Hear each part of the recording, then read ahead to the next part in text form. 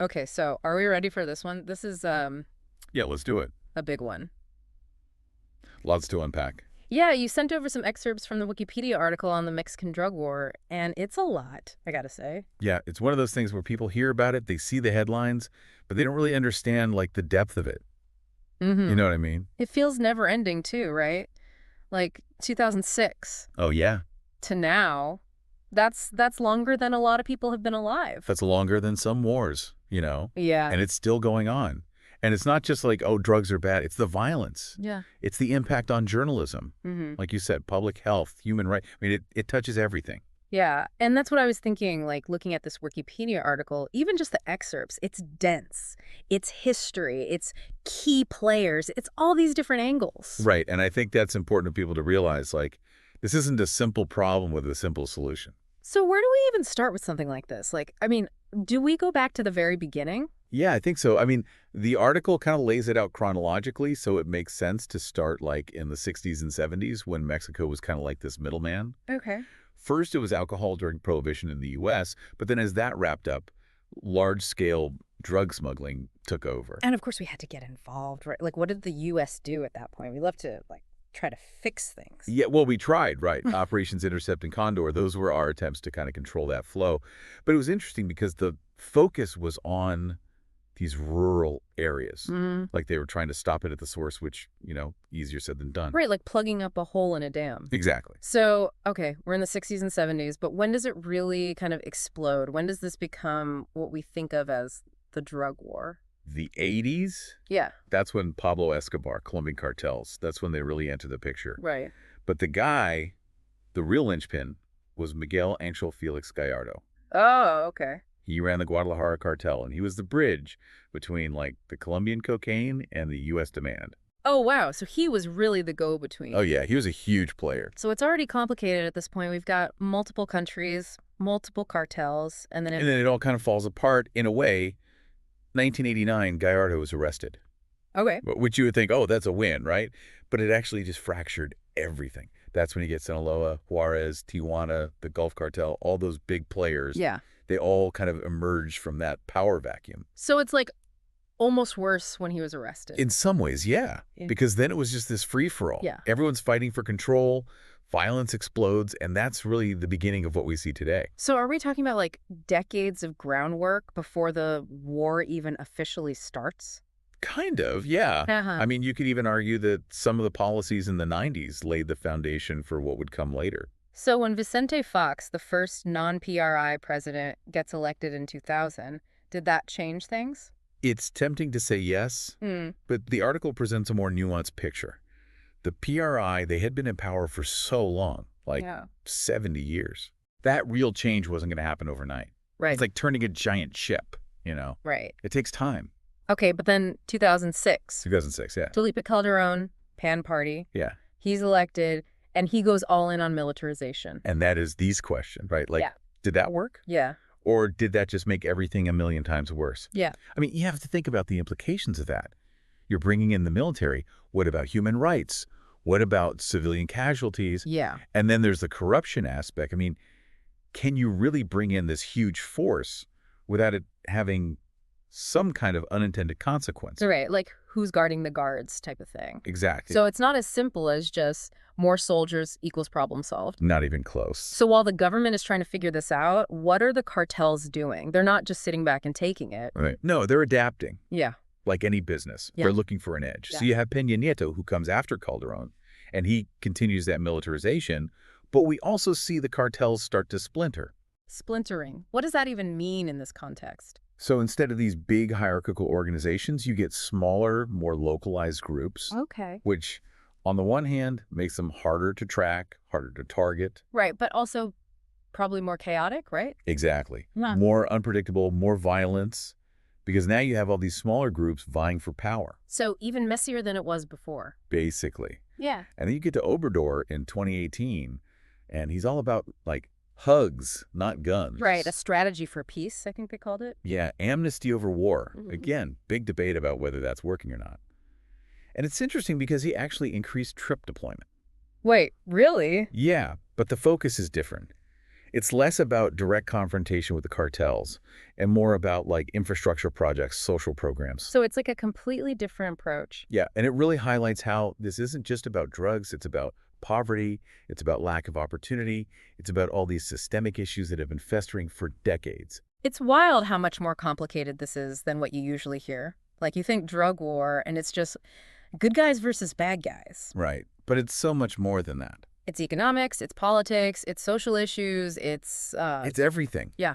And I think to really understand the cartels today, you have to understand that evolution, like how they've adapted to all these different approaches, all these different pressures. Okay, so let's talk about them. Like, who are the major players now? Is it still Sinaloa at the top? Sinaloa is still a major force, yeah. But the capture of El Chapo definitely shook things up. They've had internal power struggles. They're facing more competition. And what about CJ&G? They're the ones you hear about all the time now. Jalisco New Generation Cartel. Yeah. Yeah, they're the up-and-comers, so to speak. And known for being particularly brutal. Yeah, they're incredibly violent, Yeah. and they're really good at propaganda. That's the thing that gets me. It's like they're running these sophisticated operations, almost like legitimate businesses. Oh, they are. They have a brand. They have Yeah. a marketing strategy. Mhm. They're organized. They're well-funded. We're talking billions of dollars here. Billions. Like with a B. With a B, yeah. The illegal drug trade is a multi-billion-dollar industry. And we're the ones, I mean, the U.S. is the biggest consumer. Which brings us to our role in all of this, right? Which is kind of the elephant in the room, isn't it? Like, we can't talk about the Mexican drug war without talking about the U.S. Exactly. And the article is very clear about that. Like, U.S. demand for drugs is a huge part of this. But it's complicated, right? Like, it's not just as simple as, oh, Americans need to stop using drugs and then the problem is solved. Oh, absolutely not. I mean, there's addiction, there's poverty, there's a lack of opportunity. All these things contribute to demand. Right. So where do we even go from here? Like, it feels like such a massive, intractable problem. It is massive, but I think the first step is understand all the different factors involved. Okay. Like, it's not just about drugs, it's about everything else that feeds into it. Mm. And then from there, we can start to look at solutions. Okay, so let's talk solutions. Because the article does go into that a bit, right? It does, yeah. Yeah. It talks about things like the Merida Initiative, which is where the U.S. has provided billions of dollars in aid to Mexico. And has that helped? It's hard to say. Some argue that it's made a difference. Others say it's just fueled the violence. Right. Unintended consequences. Exactly. And then there's the question of whether we should be focusing on, like, a military solution at all. Right, because that hasn't really worked so far, has it? Not really. Yeah. And the article actually points out that the U.S. Justice Department considers Mexican cartels to be the greatest organized crime threat to the U.S. Wow, I did not realize it was that serious. Yeah, they're a major concern. So what does that mean? Like, what are they so afraid of? What can we even do about a problem this big?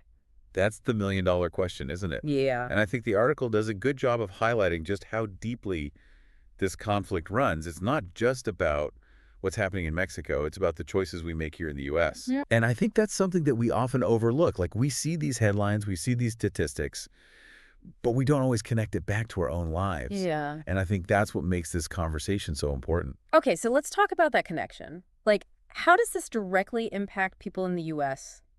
'Cause it's easy to think of it as, like, a them problem, right? But it's not. It's not at all. And I think one of the most disturbing things that the article touches on is the issue of human trafficking. Oh, gosh, yeah. I mean, we hear about the drug trade, but the cartels, they're involved in so much more than that. Like what? Give me some specifics. Well, they're exploiting migrants, people who are just trying to get to the U.S. for a better life, and the cartels are kidnapping them, they're extorting them, they're forcing them into slavery. Slavery. Yeah, the article uses that word. They're being forced to work in horrible conditions, and if they refuse, they're killed. Oh, my gosh, that's awful. So it's not just about drugs. It's about controlling people, too. It's about power. Yeah, And these cartels, they have a lot of it. That's terrifying. it is. And it's something that we need to be talking about. Because it's not just a Mexican problem. It's a human problem. Yeah, and we're contributing to it. Exactly. This is heavy stuff. I feel like we need to take a break. Yeah, let's do that. We can come back and talk more about solutions and, maybe some glimmers of hope. Yeah, okay. Because this is a lot. It is. It is. Okay, everybody listening, we're going to take a quick break, and we'll be right back with more on the Mexican drug war. Okay, it's easy to get lost in all the numbers and the dates and the big picture stuff. But, you know, Yeah. the excerpts you sent, they do a good job of, like, Mm, highlighting specific incidents, and you really see the human cost. absolutely. You know, like, one that really stuck with me was the 2011 San Fernando massacre. Oh, God, yeah. Over 170 bodies and mass graves. It's horrific. And most of those victims, they were migrants. Just people trying to get to the U.S., you know? Yeah, and it's that level of, like, Brutality. yeah, like they just did not care. No, and that's the thing. It's not just about the violence itself. It's about sending a message. Right, like this is what happens. Exactly. It's terror as a tool. Which kind of leads into that whole propaganda aspect that we see with the cartels, right? Oh, absolutely. They're masters of it. Because we talked about CJ&G and how they use those videos. Oh, yeah, the videos are just, I mean, it's psychological warfare. It's terrifying, and it's effective, clearly. Oh, yeah. And it's evolved, you know, like back in the day, it was banners in the streets. Now it's social media. It's going viral. So it's the same goal, just a different platform. Exactly. Control the narrative, control the people. So beyond just scaring people, what are they trying to achieve with this propaganda? Well, sometimes it's about taking credit, you know? Like, we did this to show how powerful they are. Right, like a show of force. Exactly. Hmm. Other times, it's about trying to get people on their side, or at least to stay silent. So they're trying to win hearts and minds, in a way. In a very twisted way, yeah. Yeah. And then there's the threats to rivals, of course. It's all about territory, even in the digital age. It's like they're playing a whole different game. Oh, they are. They're always a step ahead. Which makes it that much harder to combat, right? Oh, absolutely. Yeah. Because how do you fight something that's everywhere and nowhere at the same time? Right, and the article mentions how they go after people online, too. Oh, yeah. People get threatened. They get killed just for posting something on social media. So it's like this climate of fear, and it just permeates everything. That's the point. It's about control, and it's effective. And it's not just online, right? Like the article talks about how this culture of fear and the cartels themselves have really corrupted a lot of Mexican society. Oh, yeah, that's the other thing. It's not just about the drugs. It's about the corruption that goes all the way to the top. Like we talked about how the U.S. considers them a major threat, but it's deeper than that, right? Like they've infiltrated everything. Everything. Police, government, you name it. The article mentions how they have people on their payroll at every level. So it's like, how do you even fight that when the people who are supposed to be protecting you are the ones in bed with the enemy? It's a nightmare, and it's one of the biggest challenges Mexico faces. So what's the solution? I mean, is there even one? Well, the article talks about a few things, like vetting police officers more carefully, strengthening the judicial system. So a complete overhaul. Basically. Yeah. But it's easier said than done. You know, it takes time, it takes resources, and it takes political will. Yeah, because it's one thing to say we need to fight corruption. It's another thing to actually do it. Right, and it's dangerous.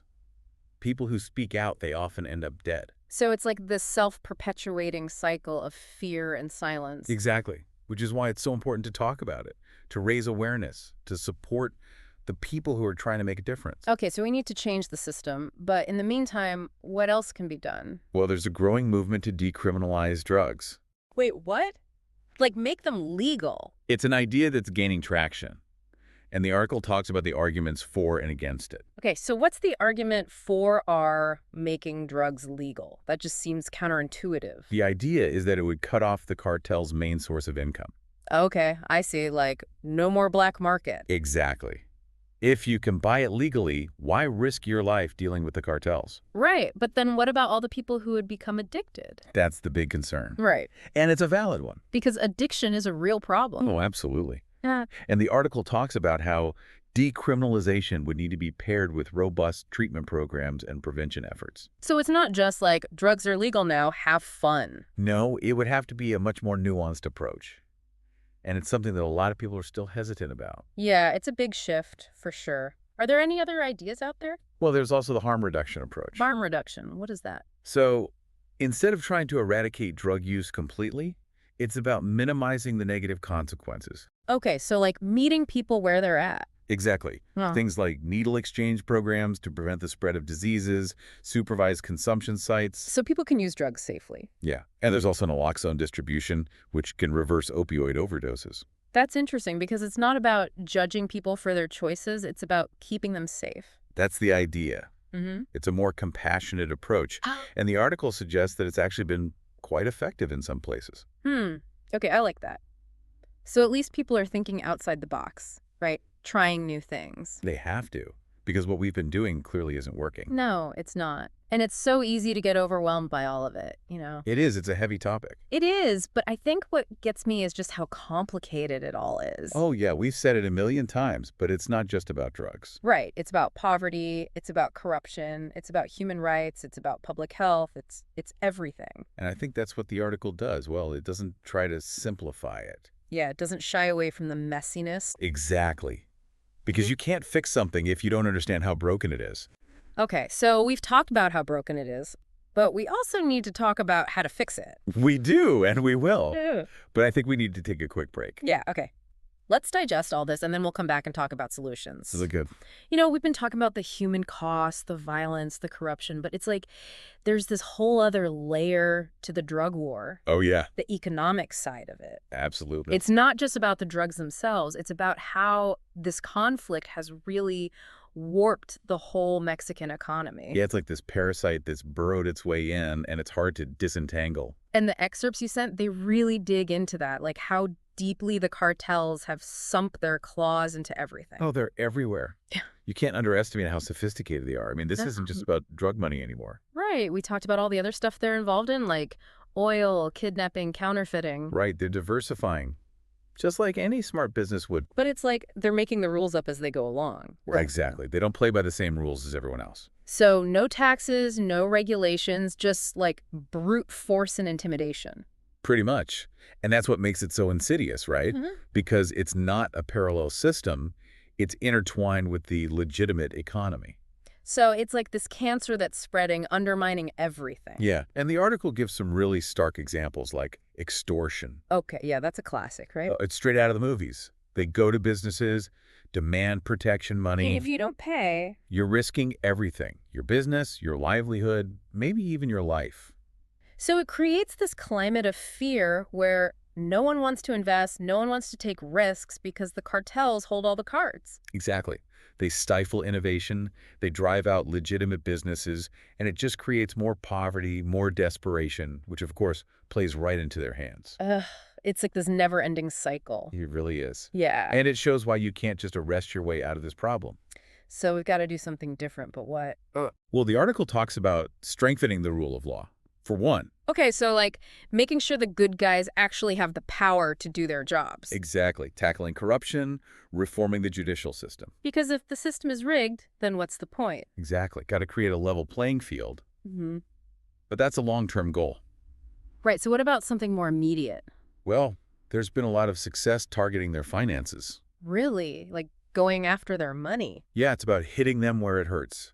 Seizing assets, cracking down on money laundering. But these are sophisticated organizations, right? They're experts at hiding their money. They are, but it's not impossible. And there have been some major victories, billions of dollars seized. Oh, wow. I did not realize that. Yeah, it's a big deal. It shows them that they're not untouchable. So it's like a multi-pronged approach, right? We got to come at them from all sides. Exactly. There's no one solution, no magic bullet. This has been a lot to process. I feel like we've only just scratched the surface. We have, but that's the nature of this issue. It's incredibly complex. It is.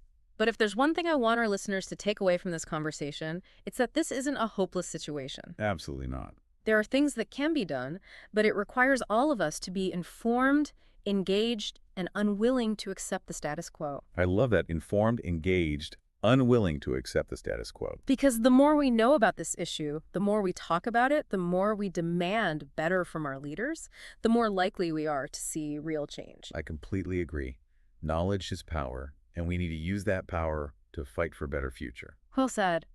Well, I think that's a good place to wrap up this deep dive on the Mexican drug war. It's been heavy, it's been heartbreaking, but it's also been incredibly eye-opening. I agree. It's not easy to confront these realities, but it's necessary. Absolutely.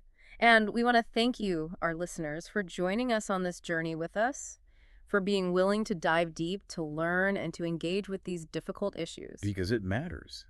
Every conversation, every bit of awareness raised, it all makes a difference. It does. And for those who want to learn more, we'll be sure to include links to all the resources we've mentioned in the show notes. Books, articles, documentaries, there's a wealth of information out there. And don't stop there. Talk to your friends, talk to your family, keep the conversation going. Exactly, because this is a conversation that needs to be happening everywhere. Hmm. This is an issue that affects us all, whether we realize it or not. We're all connected, Yeah, and we all have a role to play in creating a more just and peaceful world. I think that's a perfect note to end on. Thank you again for joining us, and we'll see you on the next deep dive.